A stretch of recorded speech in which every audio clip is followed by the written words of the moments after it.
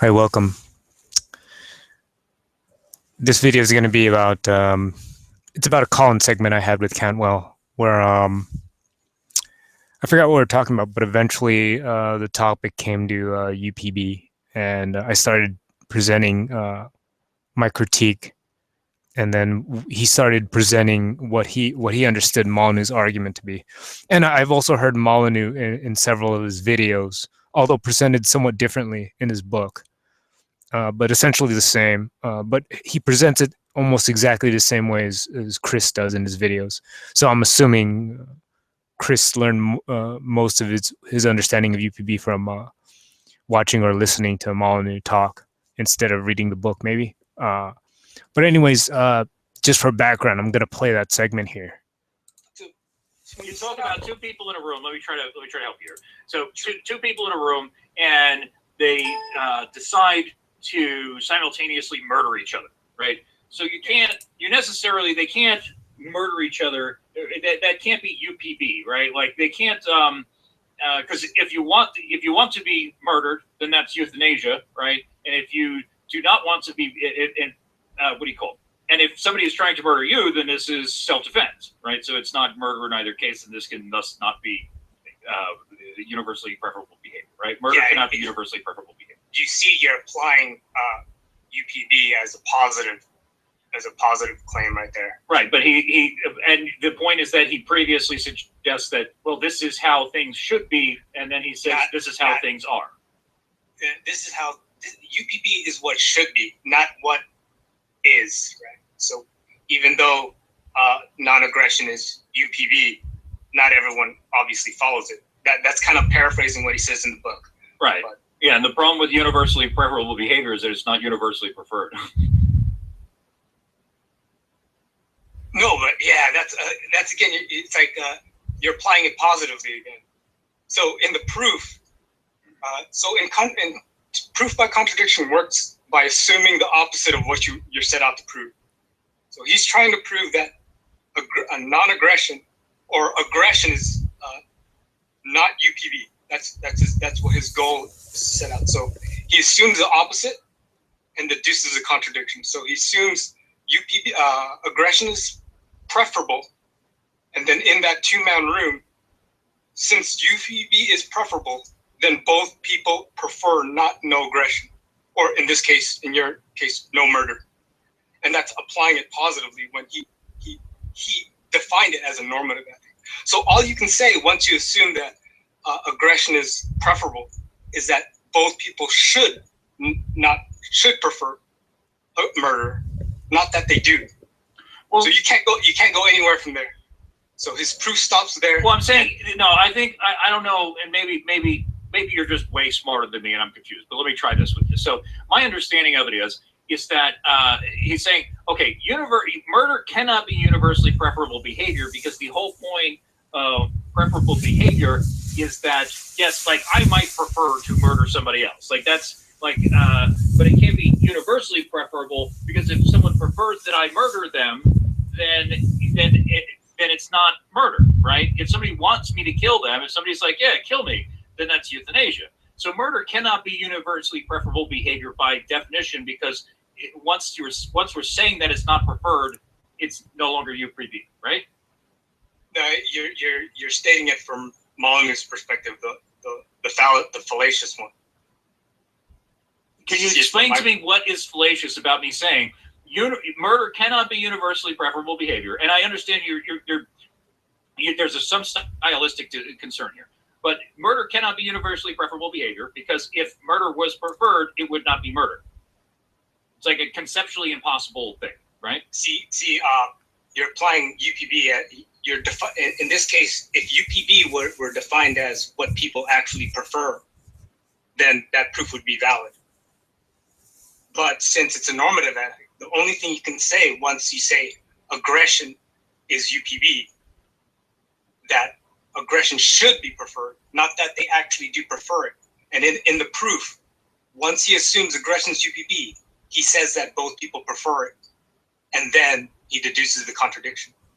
So he applies the definition of UPB positively when he already said it's normative. So the only thing you can say is that those guys should not prefer to murder each other. Not that they do. You cannot say that they do prefer and then get to his contradiction. I'm sorry, but you lost me. I mean, Yeah, if the guy says normative in the beginning of the book, and then he says something is, I don't think that this is a fuck up that he made in the book or something. Perhaps maybe there's a problem with the logical process. But when I'm saying to you that murder cannot be universally preferable behavior, because if you prefer to be murdered, it is no longer murder, right? Now, I think that is an unassailable statement. I'm pretty sure. No, that's assailable from the definition that Stefan gave. If you were to define UPB as a positive ethic, that's valid. I'm saying I don't care about positive or normative. I'm telling you that factually speaking, if I fucking kill someone and they don't mind, then I haven't murdered them, right? That's just the meaning of words. I'm just talking about the English language here, buddy. Yeah, okay. If you're using preferable in terms of the connotative definition, fine. But if you're using Stefan's UPB, you can't. But you're saying something. You're saying something positive, right? You're saying these two guys actually don't prefer murder. That's a positive claim. Not that they should, right? Just like whether they prefer murder or not is not an issue with the statement that I'm working on here. And if you've got, I mean, this is why I think it holds water. And I don't know if there's. I am not a fucking Harvard graduate, right? Okay, so all I'm saying is, for my plain understanding of the word murder, you can't murder someone who wants to be murdered, right? Yeah, it's impossible. It's factually, it's conceptually impossible for me to murder someone who wants me to do it, because by definition, when I'm murdering someone, it's against their will. If I take someone's property, wrong there. So I mean, theft can't be. I think there's nothing inherently contradictory in that statement, because let's say you have an insurance on yourself and you don't value your life greater than the insurance policy. In that case, I would want to be killed by murder, and I might hire.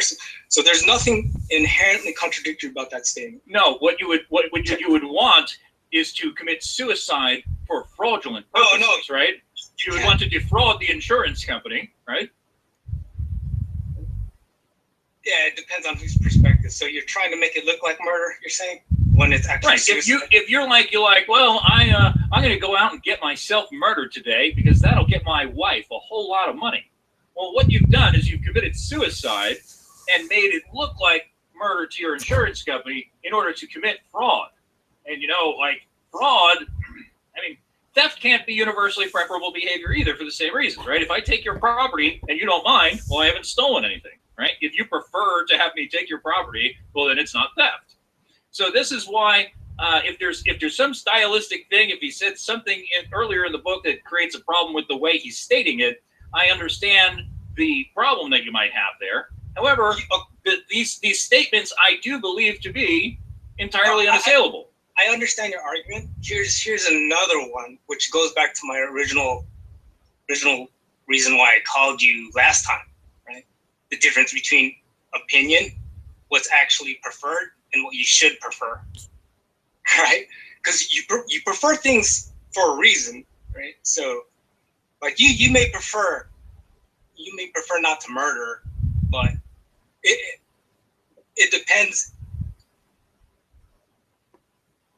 It's kind of getting a little abstract. So it's all right. It's all right. I'll tell you what. Why don't you think about it? You get. Well, anyways, yeah, just re-listening to that. I'm not the most gifted listener, but back to the point where he brought up the where he described Molyneux's argument as, or the way at least he presents it as, unassailable, right? It's totally not true. I actually started a hypothetical, or I started constructing a counterexample where murder could be preferred. I was actually on the right track. I just was on the spot, and I couldn't complete the analysis or the counterexample construction in my head. It's kind of like I guess pressure, and I don't do well under pressure sometimes. Well, anyways, now that I watched it again, I was able to just it just took a few minutes, but to complete the hypothetical I was going with, as far as the insurance thing was concerned, where it's a possibility that you could prefer murder, and there's something inherently wrong with the assumption that Molyneux makes, or at least I've even heard Molyneux present himself, right? Even though I presented Cantwell's interpretation, which I believe is accurate from some of his videos. So let me go ahead with the critique. Okay, so the thing I'm trying to, I'm actually disproving here is that Molyneux says it cannot be universally preferable. Murder or aggression in general cannot be universally preferable.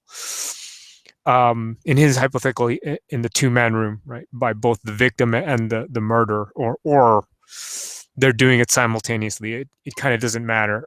The point of his argument was that just the victim didn't prefer the aggression or murder, and therefore, when that's missing, it nullifies the definition of aggression or murder itself, therefore leading to a contradiction and completing Molyneux's proof. But anyways, so here's the structure of Molyneux's proof, right? It's proof by contradiction. So he's going to set out to prove murder, aggression in general, cannot be universally preferable.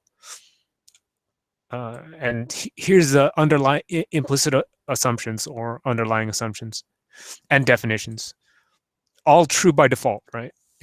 So we're going to assume they're true. So until I start critiquing some of the assumptions, especially this first one. So number one, this is the most important one because this is where the argument is actually assailable, right? The assumption, since Molyneux doesn't define all aggression murder, since he doesn't define all aggression murder, I just wrote this in 35 minutes, so requires that the victim does not desire the act itself. So all aggression, I need a.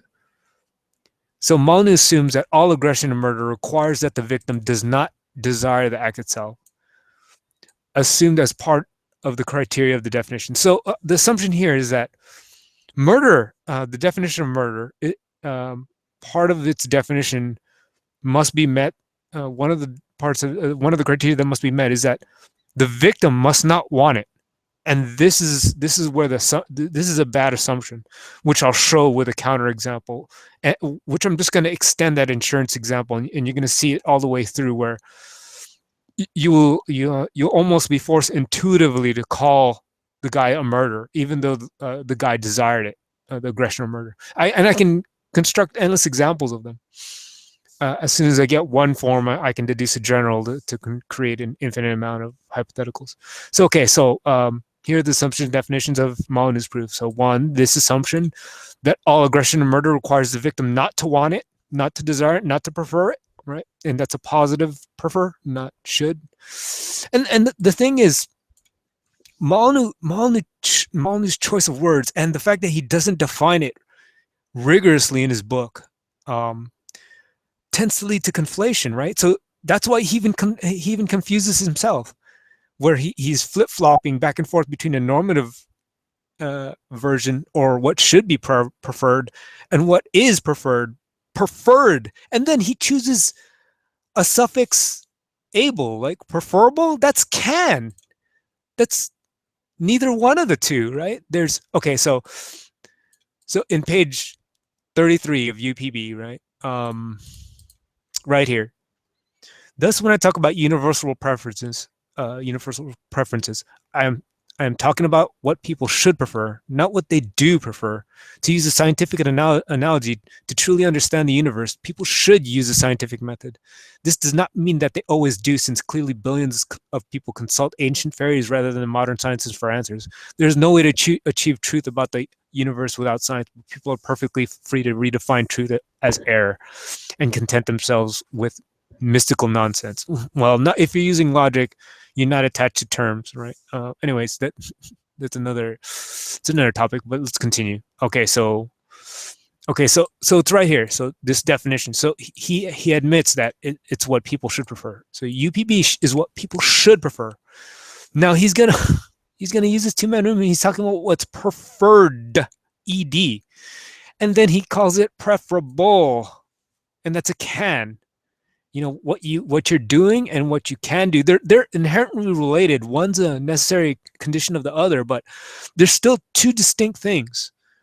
To be able to do something is not the same as doing it, right? Okay, so these are the assumptions, and they're numbered. So I'll refer back to them by number and repeat them if I have to. So these are the assumptions. We assume these are all true for the sake of Molyneux's proof.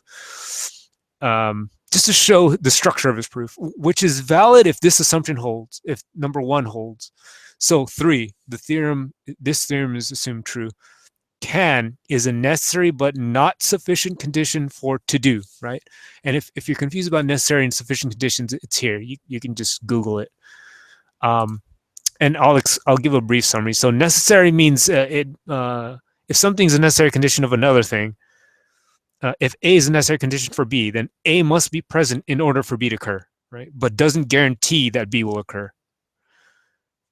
For instance, I can say very hot weather is necessary for me to desire ice cream, right? But doesn't mean I'll actually eat the ice cream on a hot day. But every day I do eat ice cream, it's a hot day.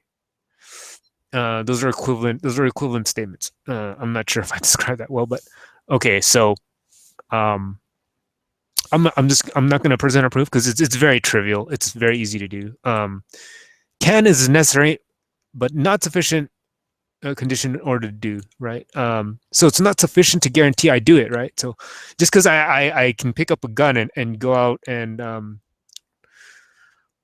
rape a hot chick, at gunpoint, doesn't mean I'll do it. Just because I can doesn't mean I'll do. So it doesn't. So knowing that I can do something, it doesn't guarantee that I'll do it. But if I do something, that guarantees I can do it, right? So if A is a necessary condition for B, if B, then A, right? And it's right here in the truth tables, right? Just want to, okay, so again, Molyneux is essentially going against his definition of normative, the should definition of preferable, which is a can word. See how much conflation is possible? And instead proceeding with a positive definition, what they actually do prefer to complete his proof, which is a substantial error in his proof, which I will elaborate in my future video with the complete analysis, with the complete critique of UPB. Not only that, but his choice of terms, in particular preferable, contains the suffix able. This is a can, not a should or an is, right? But let us set that major error aside. So I'm not even going to touch, Cantwell wasn't interested in my main critique, right? Instead, he brought up the analysis of using it's you can't prefer it. You're not able. It is not preferable in its literal sense. You cannot the victim especially cannot prefer an act of aggression or murder, because it's assumed that it's in the definition, which it isn't, number one. And number two, when you assume that it is, well, when I show you counterexamples, it's absurd. It's intuitively absurd. I can construct again, you'll see in my counterexample I construct, which is just an extension of that insurance example. So and other things too, just quickly. Okay, so since 3, which is the theorem that can is a necessary but sufficient condition for to be able to actually do it, to actually commit an act. The objective of Molyneux is to show that they can't both prefer murder, right? So since can is necessary for sufficient but not sufficient condition to be able to actually murder or aggress, if they can't both prefer it, then it'll never be both preferred, universally preferred. So again, can't is so the objective of Molyneux is to show that they can't both prefer murder, because if a necessary condition isn't present, then that is sufficient to guarantee that it is not preferred, right? To do. It is not. If they can't do it, they aren't doing it, right? if both people can't jump in a room, you know they're not jumping, or they haven't jumped. In this case, just replace the word jump with prefer murder. Okay, so therefore it would be universally preferable, really preferred, because again, can't, and this is, it would be universally preferred, right? So, okay, so his proof, at least as presented by Cantwell, is proof by contradiction. Since the goal is to prove murder or aggression is not UPB, we assume the opposite of what Molyneux set out to prove, namely, we assume murder or aggression is preferable. So it's proof by contradiction. Assume the opposite of what you set out to prove, which is this. So assume the negation. Murder is preferable, or more literally by conflated positive definition, murder, aggression is preferred in this room by both those people. But by that false assumption, right, that the desire of the victim is what it needs to be present in order for a murder to occur, then the assumption that aggression and murder require the victim's non-preference, then this necessarily leads to the contradiction. The victim both prefers and does not prefer murder and aggression. So here's the contradiction. Therefore, we get, our assumption, which was this, is false. Since we deduce the contradiction, we know the assumptions that were underlying it are false.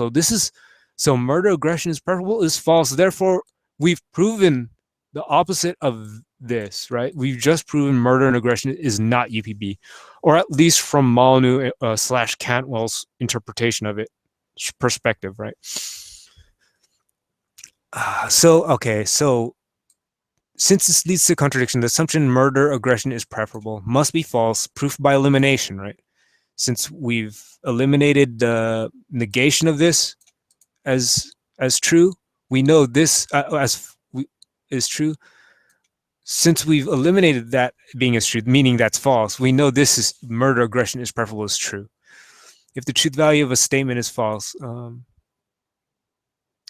then its negation must be true, right? Right. So if I am not human is false, then I am human must be true. Okay. The problem with one, that assumption again, is that one can construct a counterexample. So what Molyneux is committing, I might get to this, but I'm getting ahead of myself. I should present this after, when I'm attacking Molyneux's character, right? Once I've shown what he's done wrong logically, then I should attack his character. But here I'm just going to present the attack on his character first. So Molyneux black swan fallacy, I think that was called. I didn't look it up. I only had like an hour to put this together. The fact that a person's experiences have yet to contradict a belief, so he believes it to be universally absolute. This is not valid logic, right? One must deductively show by analysis of the definition. This is pure logic or mathematics, that the entire set under consideration, in this case humans or human actors, must abide by this belief, right? The fact that so it must be true in all instances, or even a hypothetical, any hypothetical of murder, that the victim must always prefer it, right? Just because you can't think of a counterexample doesn't mean that universal statement that all murder must have the victim not desired it to be true. You just may be too dumb to construct the counterexample. So here's the actual symbolic logic. So this is the actual mathematic proof. So this is what I would submit on a mathematics test if given this problem, right? So let P equal the statement murder aggression is not UPB. Then not P, which is donated by the squiggly line, the negation of P, is murder aggression is UPB, universally preferable behavior. Let Q be the victim of the murder prefers murder. Then not Q, right? By deduction, the victim of the murder does not prefer murder. Assume not P, then we're going to assume murder aggression is UPB, is universally preferable. From one, the assumption that the victim must desire not to be murdered against or aggressed against, murdered or aggressed against, then we have a contradiction, right? Therefore, Q and not Q, right? So from one, if we assume this, then Q and not Q, because the victim, we've just stated murder is occurring, right? I mean, so he doesn't prefer murder, but we've assumed not P. So it must be that he prefers it. And therefore, here's the contradiction: Q and not Q, right? This and this at the same time. They're negations. They can't both be true at the same time. Therefore, our assumption here is false. Therefore, we assume not P, then it must be P. So we've proven this by. So again, there, and I'm done. So that's Molyneux proof, but from one, but it all is contingent upon the assumption one. And here's my proof against the assumption of one. So let A be the set of aggression, right? So all aggression or murder, A aggression or murder. Let P equal the statement: all murder or all aggression is never preferred by the victim. Okay, the positive version of preferable. Therefore, not P, right? I mean, therefore, not P is, so the negation of this statement by logic is, or mathematics, there exists an element, so there exists an act of an aggression or an act of murder, even a hypothetical one, that where the victim does prefer it, and I'll construct it. So again, let's go back to that insurance problem. So assume that you have an insurance policy, and at some moment in your life, you value the payout if you die from the insurance claim. You value that higher than your own life, right? So you kind of want to die and give the money to your family, let's say. Now, it's still murder, and you can still prefer it. Now, the real critical necessary condition for murder is the intent and the intent of the murder. It is not contingent upon the preferences of the victim at all. And so let me show you how. So at that point, we all know this guy who took out the insurance policy and is suicidal. He prefers murder, right? Now let's just say he's an honest guy, right? So he doesn't want to commit insurance fraud. He still like, oh man, I wish someone would murder me. Now let's just say he goes to sleep, and someone breaks in his house, steals his stuff, comes in the room, maybe they get startled, and then they shoot him, and in his sleep.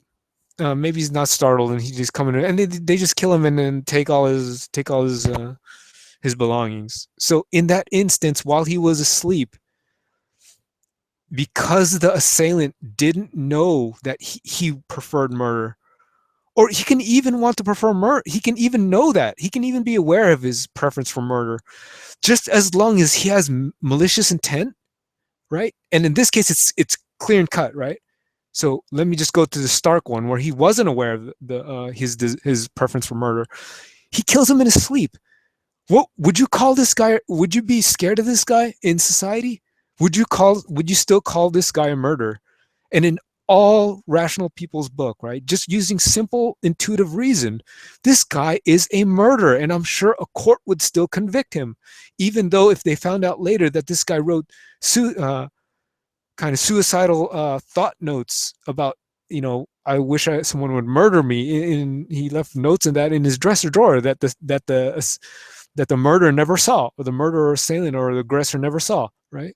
So if he's unaware of it and he murders him out of malicious intent, like he just wanted to get rid of a potential a nuisance in his act of theft, right? So he's trying to. So let me give another clear example. All right, when you watch these, those old cops TV shows, or those sting operations where they leave the keys in the car in order to the bait car, right? When they are actually desiring, they actually prefer, because that's what they get paid to do, right? If this sting is successful, they can show the numbers to whoever funds them, and it'll keep getting funding, and it keep going, which gives them a job. So they actually prefer people to steal that car. That's why they leave the keys in there with the locks open. I mean, the locks on with the locks up, right? So in this case, they prefer them. And when the thief comes there, he's unaware of the sting. He steals the car and he's convicted of theft. And in this case, you see, in this case, that case too, aggression was preferred. So it's yeah. I mean, I don't expect Molyneux. I mean, obviously Molyneux never considered this hypothetical. So you cannot say, yes, sure, I can. This is a minor mistake. Actually, it's somewhat critical because you cannot conduct a proof without that assumption. It's almost it's this minor thing which you can somewhat let go. You can somewhat say, okay, continue the proof. It's true in most cases, but you still cannot conduct a rigorous proof when there's it can't be rigorous. At that point, it's lost all its rigor, and you can just say a general case of aggression and murder that most of the time it's not preferred. Sure, I can let that go. I can accept that, but you can never set out to logically prove UPB, and this alone is enough to let UPB fall on its face. And I'm going to present my full critique on UPB, attacking the numerous, almost infinite. I don't mean to exaggerate, but almost an infinite amount of conflation, confusion, and misuse of logic in his book. Right? I set it out here. Right? Everything's symbolic. I've set out now. My counterexample was constructed, and in this it was not too rigorously written out, but it was more rigorous, and it's easy to show a counterexample than to prove a universal claim, which is so like. And if you have any doubts, I'll leave links on all these things about universal statements, counterexamples, how you disprove universal statements. So you disprove a universal statement with an existential statement, like all dogs are fat, right? If I find now the negation of that, to disprove that, I just have to find one dog. I can find at least one dog that is not fat. I've disproven the claim. The negation of an all claim, all dogs are fat, is not all dogs are not fat. That's not the proper negation. And you can read that here, and I'll leave links to it in the description box below. In the description box, you'll also find this outline. You'll find a timestamp link to the relevant segment on Chris Cantwell show. And also here, so I just went to Google aggression's first definition: hostile or violent behavior or attitude towards another. Readiness to attack or confront. So you see here, it doesn't even mention the victim's preference. It's not important. And with my counterexample, it is, I don't mean to say it's not important, but it's not critical in determining if an act is aggression or murder. And same thing with murder, the unlawful or premeditated. Oh, okay, I didn't know that was a criteria. Killing of one human being by another. Unlawful. Now it's using the term unlawful. And you'd have to look that up. So, but just look at aggression. I mean, murder is a subset of this. So, it hostile or violent behavior, right? As long as I don't know you prefer it, right? And I just have malicious intent, hostile intent against you. That is aggression. It doesn't matter. So, and in the case of bait cars, that's theft. That is theft, even though it was preferred. So that's my whole point. It just rewatching that video, you know, I think I was rewatching it because I was writing my outline on the full critique of UPB, and I remember that segment, and because I ran across this point again. I just ran across that little point, and it's important because that alone is enough again to take down UPB. But there's so much more, and so much more conflation of set theory. Molyneux conflates opposites. You know, he uses the term opposite so haphazardly, and he jumps between alternate meanings, and he does the same with preferable, and he does the same with almost a lot of important critical words that his quote unquote proof of rational secular ethics is built upon, and it's just ridiculous. But stay tuned for more videos. If you have any questions, put them down below. Any criticisms or whatever? Okay, watch anime.